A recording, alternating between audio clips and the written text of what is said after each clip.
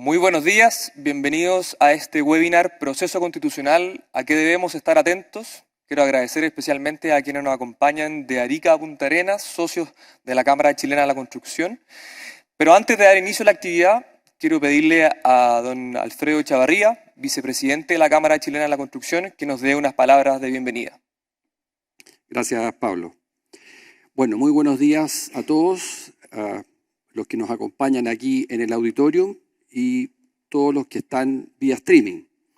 Y por supuesto también a nuestro invitado, don José Antonio Vieragallo. A esta actividad que hemos llamado Proceso Constitucional, ¿a qué debemos estar atentos? Me olvidé, quiero partir, en realidad era el partido excusando a nuestro presidente nacional, don Juan Armando Vicuña, quien quería obviamente estar aquí dando inicio a las charlas que siempre hacemos y a estos conversatorios acerca de este tema tan importante, pero está en pocos minutos más entrando a una audiencia con el presidente de la República, don Gabriel Boric, así es que me pidió que lo reemplazara para dar este saludo inicial. Para nuestra Cámara es un orgullo seguir poder teniendo estos espacios de conversación y de diálogo y de discusión acerca de este importante camino institucional que es darnos una nueva Constitución.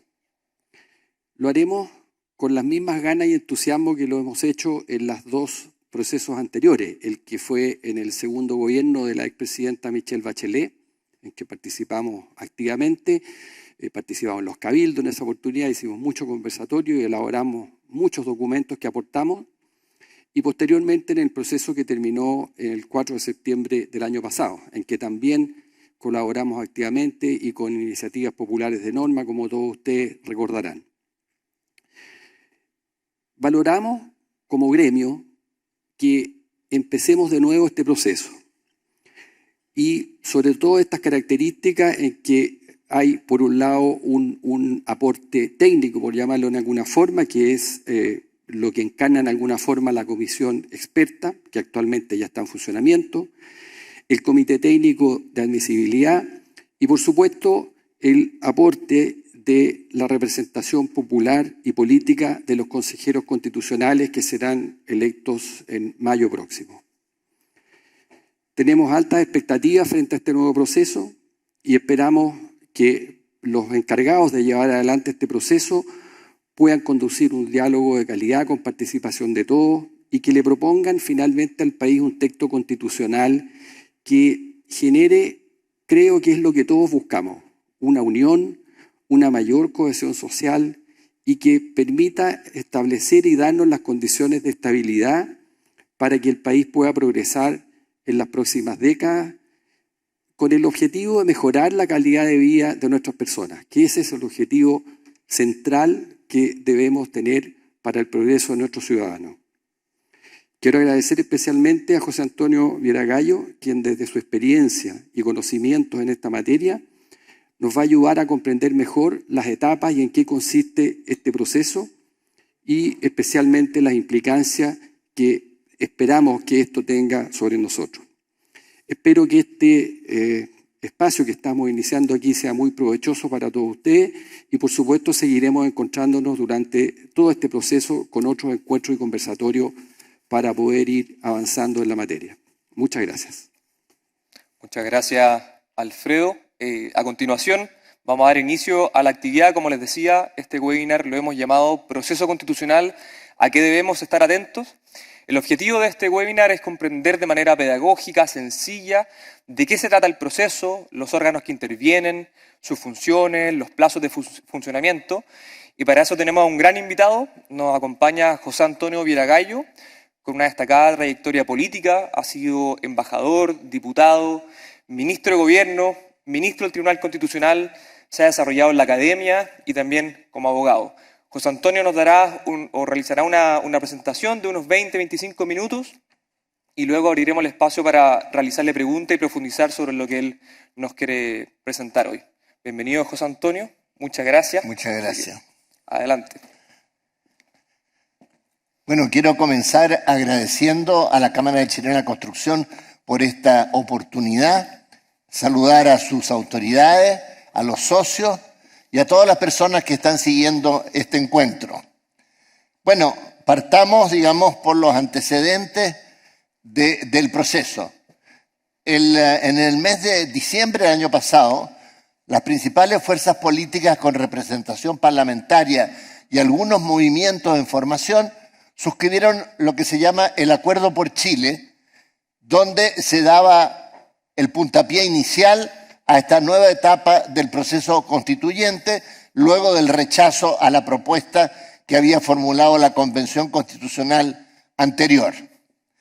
Ese acuerdo después dio origen a una reforma de la Constitución en enero de este año, que fue, digamos, la que sancionó el consenso y permitió el proceso en que estamos ahora embarcados, digamos. Ahora, ese acuerdo contempla las 12 bases que debiera tener la nueva Constitución, o sea, los principios fundantes, como quien dijera la arquitectura, el armazón del edificio de la nueva Constitución. En segundo lugar, contempla los órganos constituyentes, que son 3, y en tercer lugar, contempla un plebiscito de salida con voto obligatorio, que tendrá lugar ese plebiscito en el mes de diciembre de este año. Entonces, se trata de un proceso que es acotado en el tiempo y que es bastante regulado en sus competencias, en su funcionamiento. Porque además hay que tener en cuenta que el Congreso Nacional aprobó el reglamento de estos 3 órganos, a diferencia de la convención anterior, que fue la propia convención la que estableció su reglamento. Aquí el reglamento ya viene dado. Ahora vamos uno por uno. El comité de expertos. Este comité tiene 24 miembros, elegidos 12 por la Cámara de Diputados, 12 por el Senado, en proporción al número de representantes de los partidos políticos. Me faltó señalar en el lámina anterior que no suscribieron el acuerdo por Chile, el Partido Republicano, el Partido de la Gente y el Partido Social Cristiano en Formación, cuya base principal es el mundo evangélico. Todos los demás partidos suscribieron ese acuerdo. Pues bien, estos 24 expertos, como digo, fueron nombrados en forma paritaria por las 2 cámaras del Congreso en proporción al número de parlamentarios. Se instaló el 6 de marzo y ustedes tienen ahí quien la preside, la profesora Verónica Undurraga del PPD, o nombrada por el PPD, que forma parte de la Universidad Adolfo Ibáñez, y el vicepresidente Sebastián Soto, que fue nombrado por Evópolis y que forma parte de la Facultad de Derecho de la Universidad Católica. Esta comisión de expertos, ¿cuál es su función? Lo principal es redactar un anteproyecto de nueva Constitución. Funciona con un quórum de 3/5 para aprobar las normas, o sea, es un quórum alto que requiere acuerdo de varias fuerzas para llegar a la mayoría necesaria, y está dividido en 4 subcomisiones. Una comisión de sistema político, reforma constitucional y forma de Estado, otra del Poder Judicial, pudiéramos decir, y de los órganos autónomos, como Banco Central, Servicio Electoral, Ministerio Público, etc. Otra de Derechos Económicos, Sociales, Culturales y Ambientales. Y por último, una comisión sobre principios y derechos civiles y políticos. Ahora, de estas comisiones, 3 las preside la centroderecha y una la preside la Democracia Cristiana. Tiene un plazo de 3 meses para elaborar este anteproyecto. Ahora, como ha habido mucha discusión, como se señalaba acá, no solo desde el periodo del segundo gobierno de Michelle Bachelet, sino también en la academia sobre todos estos temas, bueno, estos profesores o estas personas expertas o políticos con experiencia van a recoger todo ese insumo también lo que pasó en la convención, lo que se elaboró, lo que se aprobó, lo que se rechazó, en fin, todo, y todo ese proceso le sirve de base para elaborar este anteproyecto. Bueno, el segundo órgano es el Consejo Constitucional. Ese va a ser elegido el 7 de mayo próximo. Son 50 miembros más la representación indígena. Esta representación no quedó establecida en forma fija, sino que depende del número de votantes que participen del padrón especial indígena que tiene el servicio electoral. Si ese número es un quinto o llega a un quinto de la votación no indígena, elegirán un representante. Y así sucesivamente con distintos quórum para ir aumentando su representación según el número de personas que participen de ese padrón en que están inscritos las personas que se identifican como pertenecientes a un pueblo originario. Ahora, son 50. El sistema de votación es como el del Senado. Y en ese sentido, algunas circunscripciones eligen 2 consejeros: Arica, Parinacota, Tarapacá, Atacama, Ñuble, Aysén y Magallanes. Otras eligen 3, Antofagasta, Coquimbo, Libertador, Bernardo Higgins, Biobío, Los Ríos y Los Lagos. Y otras eligen 5, la región metropolitana, Maule, la Araucanía y Valparaíso. Ahora, ¿quiénes pueden presentar candidaturas? Los partidos políticos, tal como ocurre en la elección parlamentaria. O un partido solo, o un partido en un pacto electoral. O bien se pueden presentar independientes con un número determinado de firmas, pero no pueden los independientes hacer una lista común a lo largo del país, que fue lo que ocurrió en la convención cuando se habilitó en forma excepcional esta posibilidad y que dio origen al llamado Partido de la Gente. No es el Partido de la Gente, no me acuerdo bien el nombre, que agrupaba a todos los independientes que tuvieron y alcanzaron una representación bastante grande. Aquí quedó como es tradicional, o sea, los partidos políticos o independientes que van cada uno, digamos, singularmente. Este consejo se instala el 7 de junio y su competencia única es pescar el anteproyecto que elaboraron los expertos y sobre esa base hacer enmiendas, aprobar nuevas normas. O sea, viene a funcionar como una especie de cámara revisora. O sea, como normalmente funciona el Senado cuando le llega un proyecto ya aprobado por la Cámara de Diputados. La mesa directiva está formada también por un presidente y un vicepresidente y sus miembros se agrupan por bancadas, como ocurre en el Congreso. Y se necesitan 5 consejeros para formar una bancada.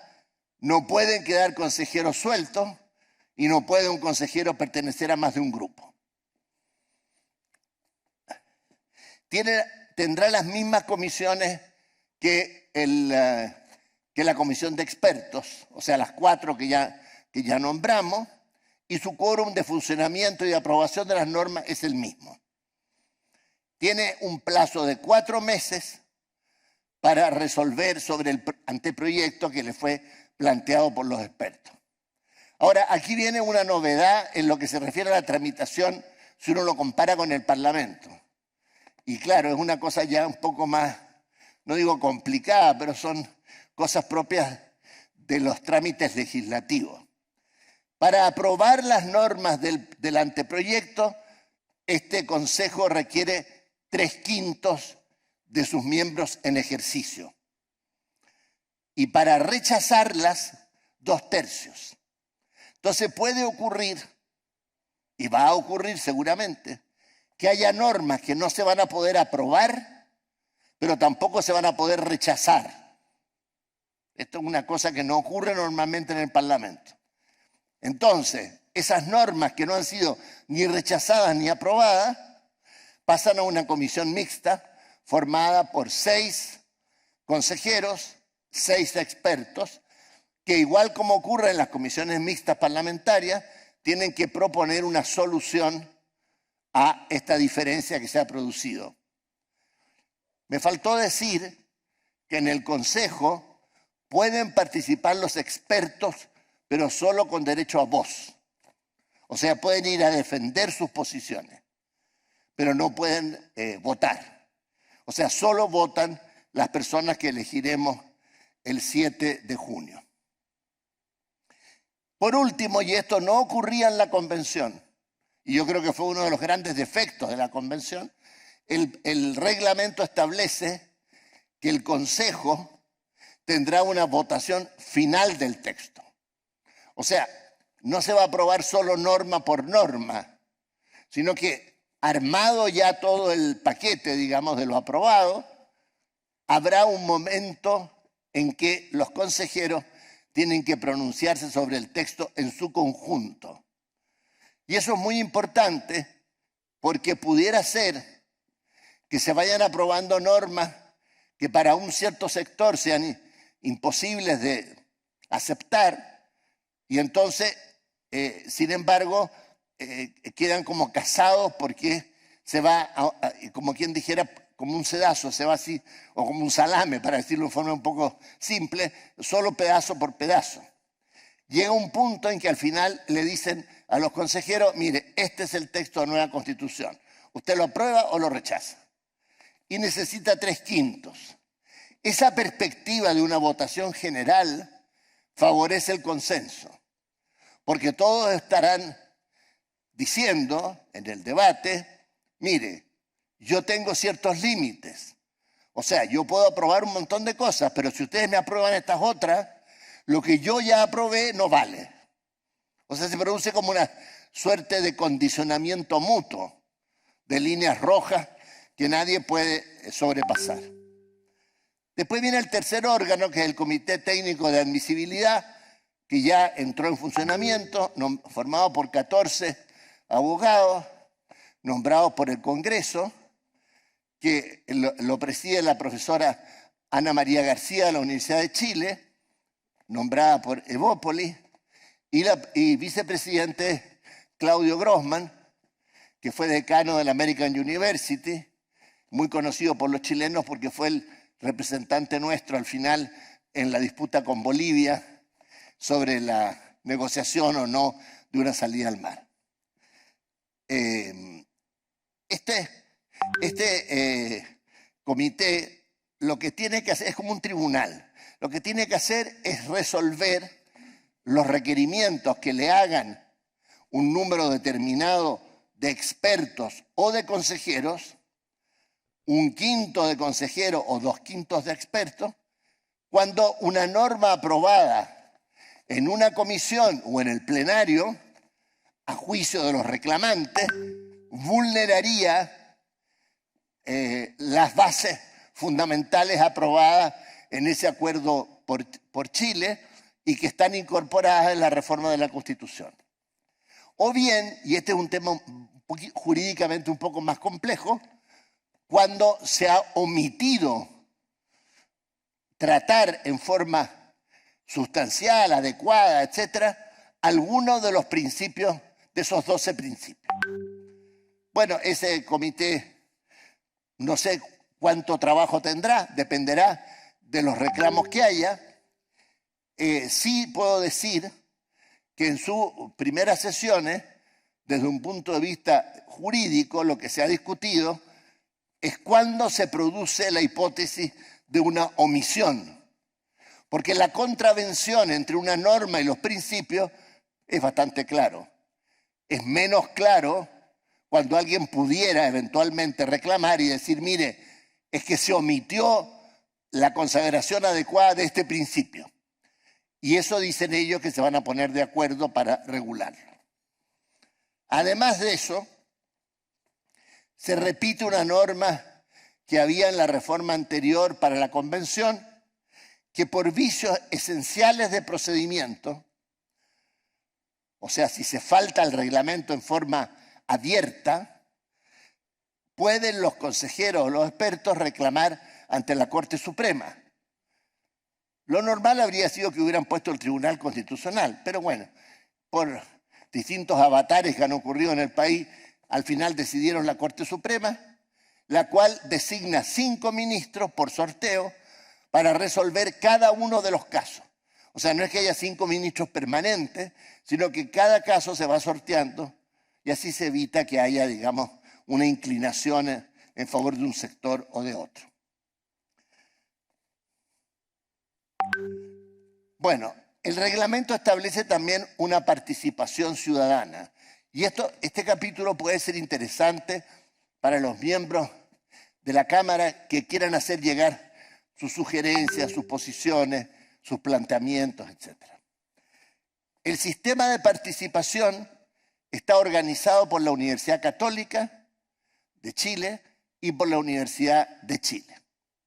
Los responsables son, respectivamente, el profesor Ignacio Irarrázaval por la Católica y el profesor Claudio Troncoso por la Universidad de Chile.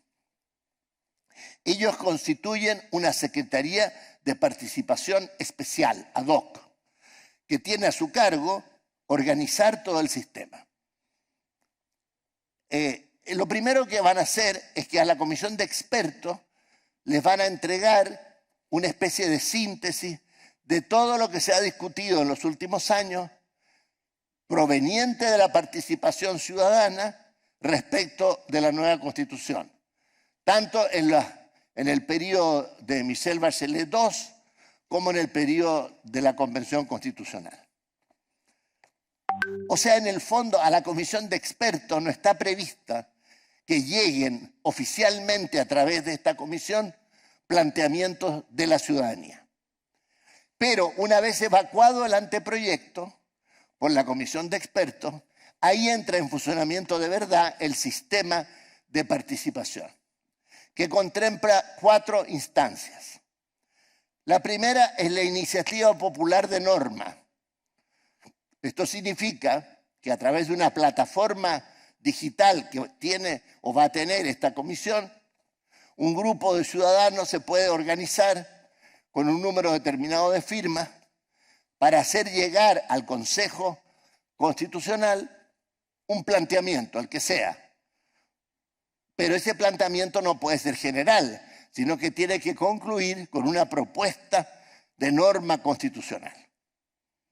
Entonces, lo primero que se puede hacer es, conocido el anteproyecto, juntar la firma o irla juntando de antes, cuando uno ya más o menos se da cuenta por dónde van las cosas, para llegar al momento del Consejo Constitucional y hacer llegar esa norma, esa propuesta de norma. Y esa propuesta de norma tiene que ser votada. Iniciativa popular de enmienda, dice ahí. Lo otro son audiencias públicas. Estas audiencias públicas se solicitan a esta comisión de participación y se pueden realizar o ante las comisiones del Consejo Constitucional, que es como el ideal, pero como puede haber muchas solicitudes de audiencia, el tiempo es muy acotado y además está el país entero, se va a habilitar para que también esas audiencias se puedan realizar ante las universidades del país, tanto las de Santiago como de las regiones que van a colaborar en red con este sistema de participación. Entonces, ese es otro mecanismo. Después, este comité de participación pesca todo lo que se ha dicho en esas audiencias y lo hace llegar a las comisiones del Consejo Constitucional. Después están los diálogos ciudadanos, que van a ser promovidos por la Secretaría de Participación a través de la red, digamos, de plataforma digital y donde pueden participar todas las personas a decir su opinión, incluso individualmente, etc. Y por último están las consultas ciudadanas, que también es un mecanismo virtual en que las personas pueden expresar su parecer. Sin embargo, todo lo que estoy diciendo no significa que no se puedan hacer llegar en forma directa antecedentes, planteamientos, etcétera, tanto a los expertos como a los consejeros. Pero si se quiere usar el mecanismo formal, son estas 4 instancias. Los otros tienen que atenerse a la legislación normal del país y si se trata de ir a plantear intereses y sobre todo, digamos, de organizaciones, bueno, para eso está la ley del lobby y tendrá que dar registrado como lo establece ese cuerpo legal. Quiero concluir diciendo a mi juicio cuáles van a ser los principales temas de discusión.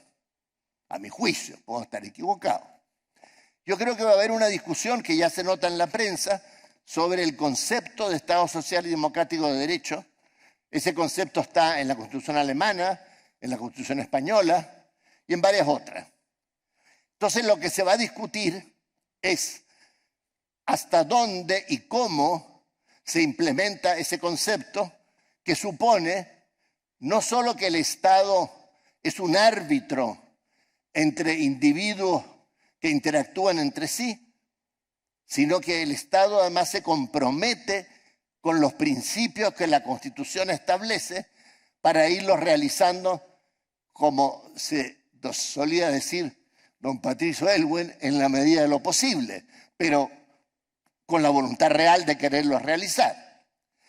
Ahí hay un famoso artículo de la Constitución italiana, el artículo 3º, Constitución que data de la posguerra hasta hoy, en que el Estado se compromete a remover los obstáculos que impiden a los ciudadanos la plena realización de sus derechos.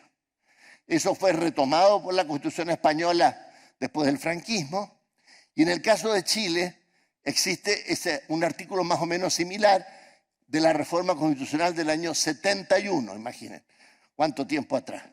Bueno, eso es lo que se va a discutir. Y ahí entra otro concepto más ideológico, que yo ahora tendría que hablar en otra charla, que es hasta dónde este Estado social y democrático de derecho, que de alguna manera se inspira en el principio de la solidaridad, hasta dónde puede asumir o no la subsidiariedad. ¿Y qué sentido tiene la subsidiariedad? Bueno, todo eso se va a discutir. Después está el reconocimiento de los derechos sociales, económicos, etc. Que se van a reconocer, no hay duda. ¿Cuál es el punto? ¿Hasta dónde la Constitución va a regularlos? Porque ahí las fuerzas políticas están divididas. Por ejemplo, la centroderecha no quiere que se regule tanto, pero sí que se regule mucho la educación, con el sistema mixto. La centroizquierda suele querer que se regule más. Entonces ahí va a haber una discusión. Y sobre todo se va a discutir sobre los recursos. O sea, si una persona puede o no ir a un tribunal con lo que hoy día llamaríamos el recurso de protección, tratándose de un derecho social. Aquí podría hablarles muy largo, pero tampoco voy a cortar al máximo en lo que a ustedes les puede interesar. Ahí presten atención a lo que ha sucedido con el derecho a la vivienda en los tribunales argentinos. Porque ahí ha habido jurisprudencia distinta sobre si se puede reclamar o no ante un tribunal frente a una determinada medida de política pública de vivienda. Eso obviamente les va a interesar. Después viene la protección del medio ambiente y la biodiversidad, también hay acuerdo, pero ¿hasta dónde extender esto? ¿Cómo hacerlo? Yo creo que no va a haber tanto cambio porque ya Chile ya tiene una estructura bastante sólida de un sistema de protección ambiental. Entonces, yo no espero tanta novedad, salvo algunos principios generales. Sobre el equilibrio de poderes, yo creo que ya hay consenso de que el sistema va a seguir siendo presidencial. El punto está en saber si se mantienen las relaciones actuales entre Ejecutivo y Congreso o si van a haber modificaciones para aprobar ciertas leyes, los quórum supramayoritarios, si van a haber mayores atribuciones del Congreso, etc. Sobre el Poder Judicial, en realidad lo único que va a ser más discutido, creo, es si se va a conformar ese Consejo de la Magistratura que la Convención hizo suyo, y si se va a formar, como es posible, porque hasta la propia Corte Suprema se ha manifestado en eso a favor, cómo se va a componer. Si va a haber mayoría de jueces, quiénes van a formar esto, qué atribuciones van a tener, etc. Después, la descentralización. Todos son partidarios que Chile siga siendo un Estado unitario y no federal, pero sí queremos que haya mayor descentralización. Lo que no hay mucha claridad es cuánta descentralización va a haber y cuál va a ser la relación real, nueva, entre los gobernadores electos y los delegados presidenciales, si vamos a seguir el modelo francés, donde los gobernadores electos tienen más poder y el delegado presidencial solamente se ocupa del orden público, o si va a ser como hoy día, que hay una figura de gobernador sin muchas atribuciones. Después está el reconocimiento de los pueblos originarios. Evidentemente ya quedó fuera la idea de la plurinacionalidad, pero dicho eso, hay que reconocer la existencia y los derechos, como lo han hecho casi todos los países de América Latina. Ahora, ahí está la discusión cuando hablamos de los derechos, hasta dónde se quieren reconocer esos derechos y cuán efectiva va a ser ese reconocimiento para las demandas reales de los pueblos originarios. Sobre los partidos políticos y sistema electoral, también hay acuerdo de que hoy día hay una dispersión. Hay 20 partidos en la Cámara, me parece, y el sistema electoral proporcional, que seguramente va a seguir, obviamente requiere algunos contrapesos. Por ejemplo, poner un piso mínimo de 5%, como existe en Alemania, de votación nacional, para que pueda tener digamos, un acuerdo, una representación los partidos. El problema es que muchas de estas transformaciones de los partidos y el sistema electoral son más bien materias de ley, y no sería conveniente que la Constitución avanzara mucho en esa materia, salvo que fueran ciertas orientaciones precisas, generales, y tal vez en los artículos transitorios de la Constitución poner algunas normas más de orden legal. Y después está la discusión sobre los mecanismos de participación directa de los ciudadanos, si va a haber o no iniciativa popular de ley, si va a haber o no referéndum abrogatorio de ley, como hay en Uruguay o en Italia, en que un número de ciudadanos puede pedir la derogación de una ley, si va a haber o no plebiscito que sea obligatorio para dirimir conflictos entre el presidente y el Congreso, en fin. Y después si van a haber plebiscitos comunales, regionales, en fin. O sea, mecanismos de participación directa. Termino solamente señalando, ahí aparecen las que son las 12 bases o principios generales que tiene que tener la nueva Constitución y que forman el meollo del Acuerdo por Chile. Y yo termino simplemente señalando que este proceso lo que requiere, además del buen funcionamiento que todos esperamos, es un interés real de los ciudadanos. Es preocupante que en las encuestas varias este tema aparezca como quien dijera sin el apoyo que merece. O sea, hay más o menos un 40, un poco más, por ciento de los ciudadanos que no manifiestan mayor interés. Y la confianza en una nueva Constitución ha ido disminuyendo. Eso, digamos, puede influir negativamente en el funcionamiento y en el resultado. Entonces yo creo que iniciativas como esta de la Cámara son muy importantes para difundir el proceso, ver que está abierto, cuáles son sus funcionamientos, sus temas, y también para buscar mecanismos de participación para hacer los planteamientos que la ciudadanía estime. Bueno, muchas gracias por su paciencia.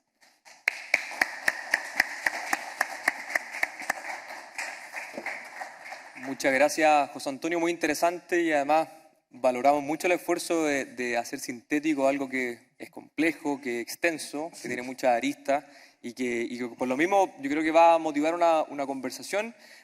Todavía nos quedan algunos minutos para que podamos conversar contigo sobre algunas de las cosas que comentaste ahí.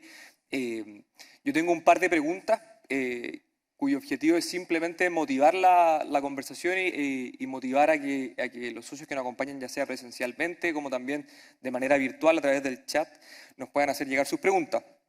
Pero aprovechando que soy el moderador de esto, voy a partir yo te quiero hacer dos preguntas y luego entramos a la conversación con los que nos acompañan. La primera tiene que ver con lo que comentaste sobre los partidos políticos que no suscribieron el acuerdo.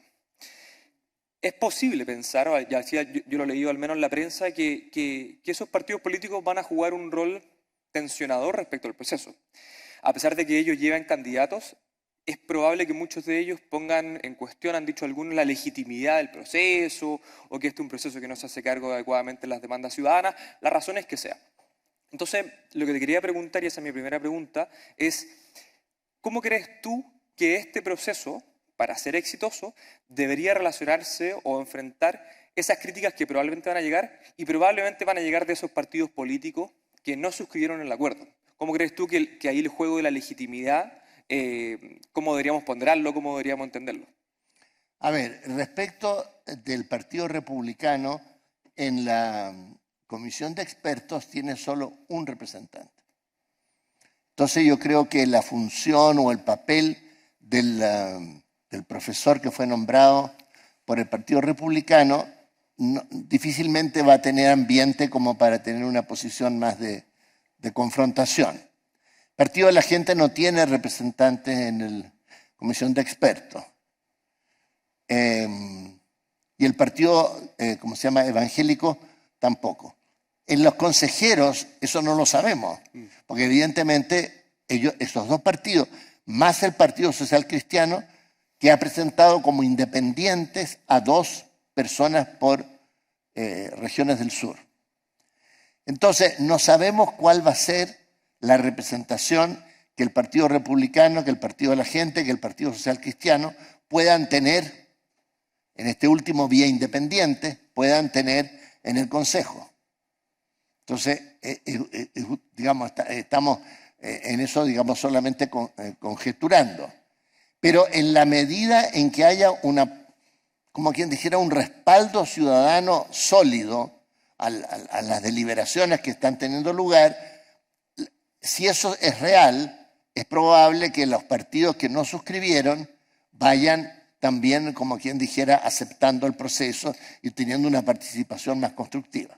Pero ¿cómo generar justamente lo que dices tú, este apoyo ciudadano? Porque hay cosas interesantes, tú tienes razón, las expectativas respecto al proceso han ido disminuyendo, pero según entiendo, los últimos sondeos siguen manteniendo arriba la respuesta de si la gente quiere una nueva constitución y sí, la respuesta es positiva. Entonces, hay como una disonancia. Me faltó decir eso.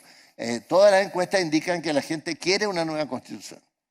Lo que pasa es que está como a la expectativa de si este sistema, con expertos, con 2 cámaras, con 2 organismos y un tercero que vigila, va a ser suficientemente representativo de sus inquietudes. ¿Cuáles son las 3 inquietudes que aparecen en todas las encuestas? Derechos económicos y sociales, medio ambiente y descentralización. Si sobre esas 3 materias hay una innovación real y un acuerdo, yo creo que eso va a tener un efecto muy positivo en la ciudadanía. Si en cambio sobre esas 3 materias simplemente en el fondo se marca el paso o se llega casi a lo mismo que hay hoy día, claro, evidentemente el apoyo se va a restar. Perfecto. Y una última pregunta de mi parte y luego abrimos el espacio. Algo mencionaste y te quería pedir profundizar un poco más sobre la idea del Estado social y democrático de derechos, pero sobre todo la parte de Estado social. Es un concepto que se puede entender, o al menos así lo he visto yo en la prensa, de manera muy distinta. Es un concepto que algo delimita, pero el contenido pues, todavía está en discusión. Y hay gente del mundo, yo diría que un poco más intelectual, del mundo centro-derecha, que ha levantado la idea de que el Estado social no es incompatible con el Estado subsidiario. Dicho de otra manera, que un Estado social en el que lo que se busca es garantizar los derechos de las personas, todos vamos a estar de acuerdo con eso, pero ¿cómo lo hacemos? Ahí los privados pueden cumplir un rol importante, no exclusivo, sino precisamente en colaboración con el Estado. Ese principio de colaboración público-privada es algo que a la Cámara Chilena de la Construcción le interesa mucho. Entonces te quería preguntar tu opinión, si te parece que el Estado social y democrático de derecho permite esa combinación de privados y Estado actuando en conjunto y colaborativamente. A ver, la base o el principio número 5, que está entre los acuerdos que se suscribieron y en la reforma, dice: Chile es un Estado social y democrático de derecho cuya finalidad es promover el bien común, que reconoce derechos y libertades fundamentales y que promueve el desarrollo progresivo de los derechos sociales con sujeción al principio de responsabilidad fiscal. Aquí un paréntesis, no se recuerda mucho, pero en la convención anterior, que después se desechó por otros motivos, se estableció una norma que consagraba en la Constitución el principio de responsabilidad fiscal. Y aquí viene, y a través de instituciones estatales y privadas. O sea, no está en discusión si la implementación de estos derechos las puede hacer el Estado solamente o el Estado y los privados. Es claro que lo pueden hacer el Estado y los privados. Pero la discusión es otra. Detrás de la subsidiariedad hay otra discusión que yo creo que habrá que tomarla en su mérito. Porque algunos entienden subsidiariedad no como lo que fue en su origen, principalmente en el sentido que los temas tienen que ser resueltos, los temas públicos, digamos, lo más cerca posible de la gente. Que estaba en la Constitución de la Convención, en la propuesta, estaba en una norma. Es muy curioso porque esa convención que hablaba contra la subsidiariedad la consagró, cosa que no tiene la del 80. Claro. O sea, que se puede resolver primero en la comuna, después en la región, después a nivel nacional. Pero hay otros que dicen, no, lo que es la subsidiariedad es que el Estado no haga lo que pueden hacer los privados. O sea, como quien dijera, tratar de como regular o en forma más estrecha el ámbito de la actividad del Estado en materia económica. Pero eso en el fondo, no, más que de la subsidiariedad, ahí lo que se va a hablar son de las normas de orden público económico que tienen que ver con reconocimiento de la propiedad, que nadie pone en duda, normas generales sobre impuestos, que están en la Constitución actual y que debieran, algunas de ellas, ser recogidas, normas sobre regulación del Estado y, al final, cómo se hace para cuando el Estado tenga que participar directamente en la actividad económica. Hoy día se requiere una ley. De quórum calificado. Claro, eso va a ser discutido porque cuando tuvimos el problema del gasco en Argentina, si no hubiera sido porque existía la ENAP, hubiéramos estado en serias dificultades para crear los puertos de Mejillones y de Ventana para el gas licuado, para importar. En fin, yo creo que no debiéramos mezclar la idea de la subsidiariedad con la discusión sobre la relación Estado-mercado. Ahora, nadie está ni por un Estado que asfixia al mercado, tampoco creo que nadie está por reducir tanto el Estado que al final el mercado sea predominante. El problema es ese equilibrio. Perfecto, muchas gracias, José Antonio. Don Alfredo tiene una pregunta. Gracias. José Antonio, hablaste del tema de la participación ciudadana con todo el órgano dirigido la Secretaría Ejecutiva hasta las dos universidades. Yo entiendo que eso es no vinculante, esta participación ciudadana.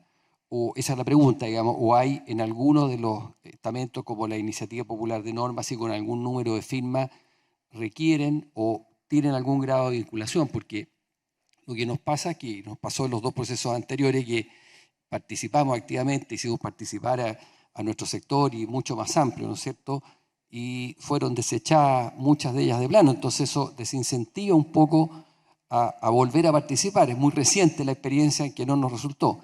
Entonces, algún comentario de eso quería pedirte, por favor.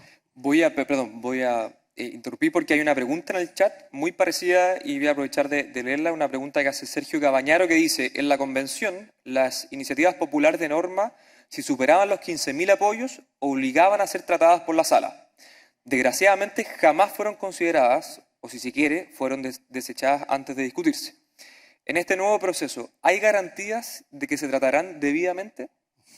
A ver, yo voy a hablar por mi experiencia parlamentaria, que fue larga. La verdad es que la participación significa que un sector de la ciudadanía hace un planteamiento, pero ese planteamiento no es obligatorio. Quien decide en materia de ley es el Congreso Nacional. Quien decide aquí va a ser el Consejo Constitucional elegido por todos nosotros. Ahora, cuando se dice decide, quiere decir que esa gente puede aceptar o rechazar lo que se le plantea. Muchas veces en el Parlamento se decía, no, pero no me consideraron. No, no es que no se consideraron. Se consideraron sus ideas, se escucharon, pero no se compartieron. No obtuvieron el quórum necesario para ser aprobados. Aquí va a ocurrir lo mismo. Ahora, eso no debiera desincentivar, porque cuando uno hace un planteamiento o una nueva norma o una audiencia, en el fondo está llamando la atención a ese organismo sobre un determinado enfoque, sobre un tema. Puede ser que ese enfoque no sea compartido. Bueno, son las reglas de la democracia representativa. Si no, estaríamos en la democracia directa. Y bueno, pero sin embargo, de todas maneras puede influir en el debate. Entonces, yo creo que no por el hecho de que a veces un planteamiento no es consagrado al final, simplemente se tiene que la gente desincentivar. Porque además esa forma de plantear las cosas también influye en el debate ciudadano de opinión pública que acompaña como una atmósfera el debate dentro del Consejo. Muchas gracias, José Antonio. Tenemos otra pregunta de Encarnación. Hola, buenos días. Muchas gracias. Súper interesante y contemporáneo. Dos consultas. Uno, que tengo mi duda si está realmente consagrado en la Constitución o no, pero a propósito de nuestro Estado, nosotros que interactuábamos con distintas reparticiones hemos ido viendo cómo va creciendo la planilla. Cada vez va quedando más gente, hay más personas. Ya se habla de 800.000 funcionarios y algunas personas nos dicen que habría un estatuto de inamovilidad, no sé si será verdad, de los tiempos 70, 80, que hace que no sea posible tener una transformación y en momentos de necesidad de un pacto fiscal, de una modernización del Estado, de una eficiencia en el uso de los recursos, uno dice, bueno, eso tendrá que ir en la nueva Constitución, se requerirá un impulso ahí, ¿es posible? ¿Qué opina de eso? Bueno, en la actual Constitución hay como 2 artículos que hablan sobre la administración pública y tienen principios generales. Seguramente eso va a ser revisado y puesto al día. Yo creo que algo se va a avanzar en lo que se refiere a los cargos que no son de exclusiva confianza, o sea, lo que hoy día se llama la alta dirección pública. Nosotros hemos avanzado bastante, que la alta dirección pública llega como hasta el grado 2, me parece, de la administración. Ahora, esas normas no son propias de la Constitución. Lo que la Constitución va a hacer seguramente es fijar algún principio, ojalá lo más preciso e incidente posible. Pero la modernización propia del Estado va a tener que ser materia de ley. Ahora, sobre eso solamente paso un aviso. Chile tiene algún aspecto del Estado que es muy moderno. Por ejemplo, todo lo que tiene que ver en general con administración financiera, impuestos internos, tesorería, aduana, etc.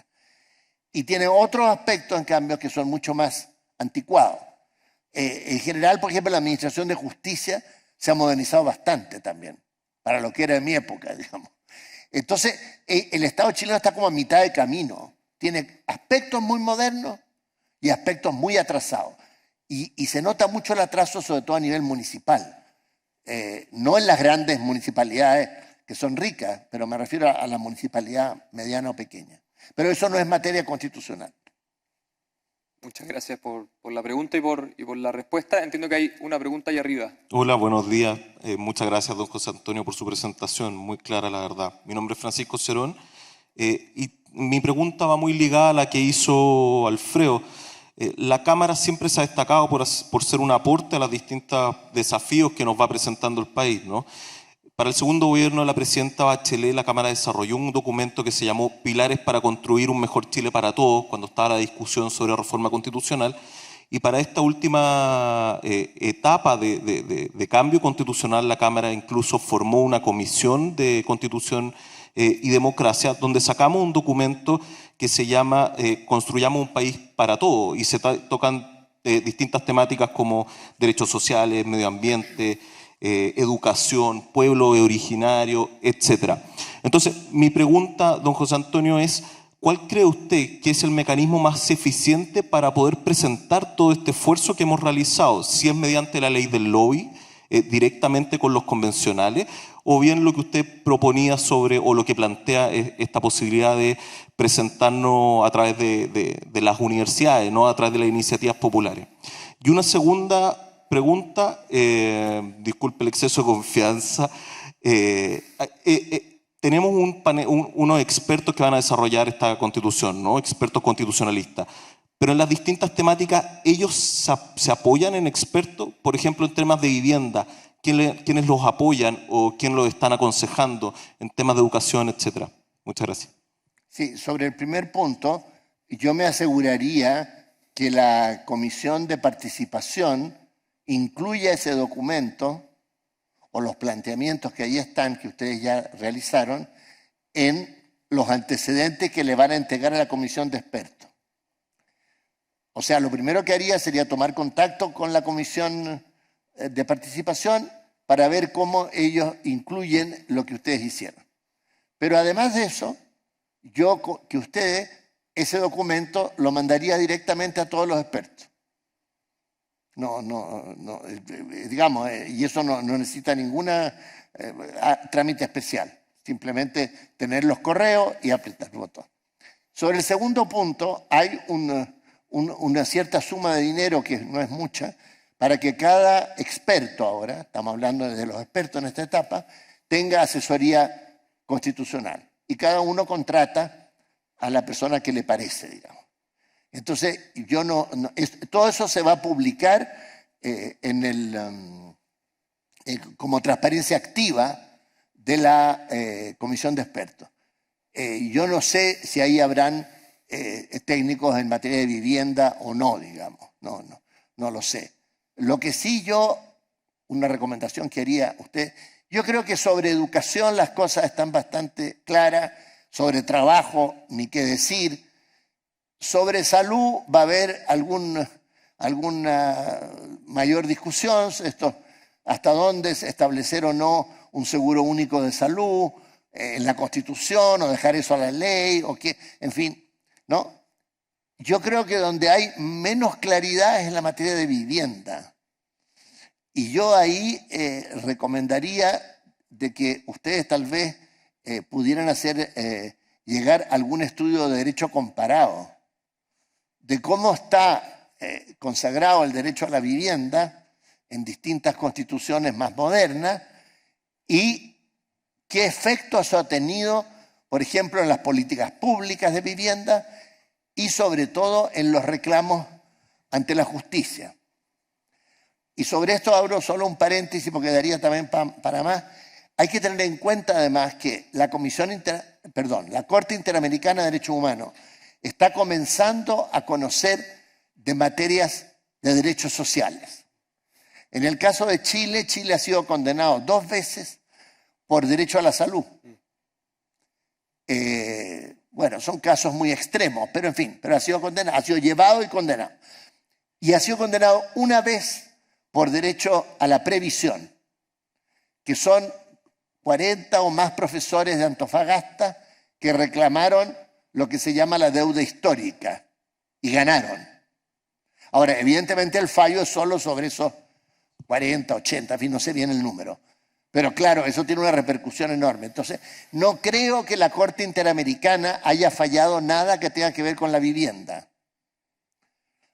pero no se podría descartar que en un futuro X, no solo en Chile, sino que en otro país latinoamericano, pudiera llevar algún tema de vivienda, habría que ver cuál, cómo, etcétera, a la Corte Interamericana.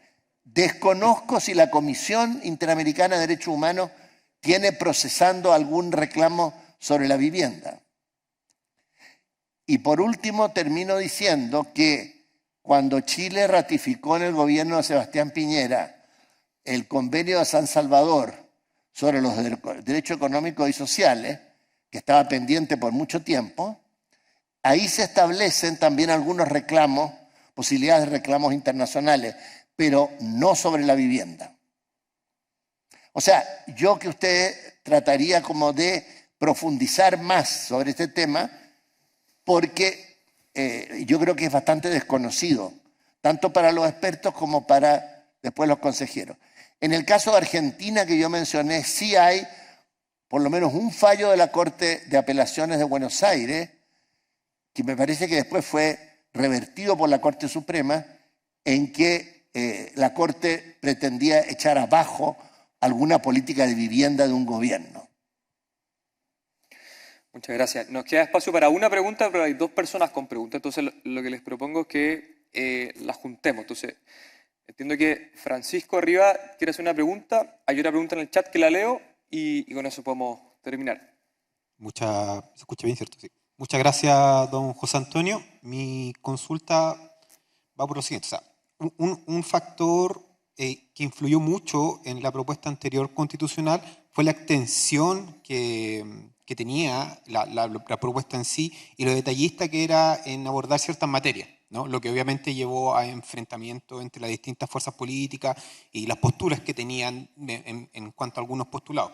Me gustaría saber entonces cuál es su opinión en esta materia, si es necesario, para no volver a caer en ese mismo tipo de errores, una propuesta constitucional lo suficientemente amplia, o quizás que pueda tratar materia específica, pero desde un approach distinto a cómo se abordó en la experiencia anterior.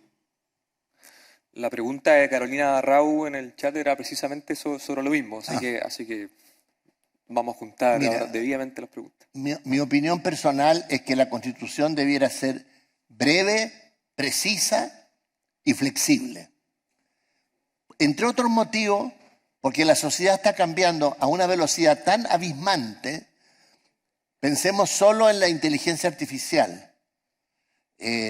Por ejemplo, yo he estado leyendo distintos artículos sobre cómo enfrentar ese tema. Y la verdad que en materia jurídica se ha avanzado muy poco. Hay unos principios de la UNESCO, hay algunas cosas en la OCDE, pero muy generales. Y el mundo cambia, pero en forma abismal. Entonces, pretender una constitución, como se dice, que va a regir por los próximos 30 o 40 años, si se quiere eso, tiene que ser una constitución que se vaya adaptando con facilidad al futuro. No hay que mirar tanto el pasado, ni los traumas que tenemos como sociedad, sino que hay que mirar los desafíos que vienen. Y creo que además con la era de la informática y todo esto, eso también va a tener una influencia enorme en el sistema, en la forma de funcionamiento del sistema. Solo por poner un ejemplo, es obvio que la administración pública, a propósito de lo que se hablaba de modernización, cada vez va a ser más automatizada. ¿Y quién tiene la responsabilidad? Yo pienso que debiera haber un artículo que dijera con claridad que la responsabilidad de una decisión automatizada es de quien opera el sistema automatizado. Pero, por ejemplo, ahora están discutiendo los jueces porque la inteligencia artificial está haciendo las sentencias. Entonces, imagine usted todo lo que viene por delante. Entonces, es inútil que nosotros pretendamos una constitución que se arma perfecto, como si la sociedad fuera estática. No, yo pienso que tiene que ser, como dije, breve, precisa y flexible. Eso es lo que yo haría, digamos, pero no sé lo que pensarán los expertos y los consejeros. Vamos a estar atentos a eso y les pido por favor un aplauso a José Antonio Viragallo por acompañarnos hoy día, por su excelente presentación.